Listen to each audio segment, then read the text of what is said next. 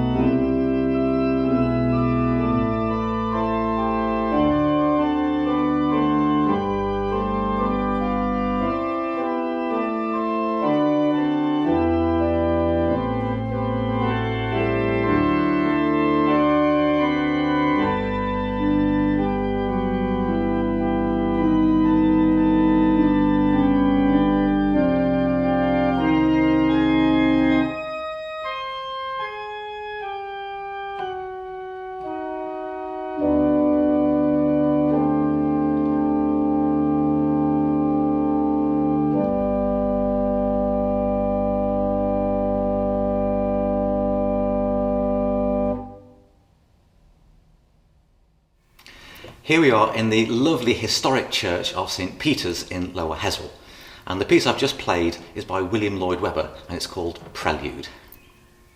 St Peter's Church is one of the oldest churches on the Wirral, and it houses this lovely organ made by the Liverpool-based firm of Rushworths. They made it in 1947 and came back in 1973 just to rework it slightly. The pipe organ is one of the most complicated of all musical instruments. There are so many different elements. It's a bit like a combination between a piano and bagpipes.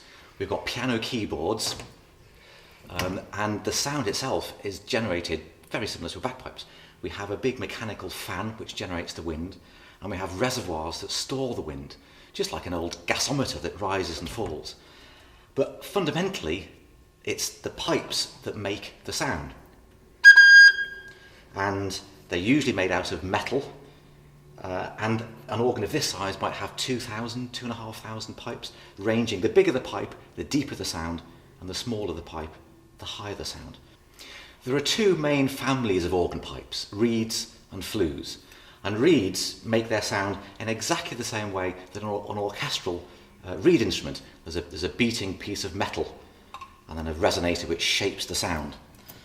And the other sort of pipes are flues, and these make their sound in exactly the same way as an orchestral flute. The name Rushworth is well known in this area. They had a fabulous music shop, or series of music shops around the northwest, and they also had a wonderful organ building company, and that was probably the largest firm of organ builders at the time. And St Peter's Church is very lucky to have an organ by them. And not only that, but there's quite a family connection to St Peter's Church as well.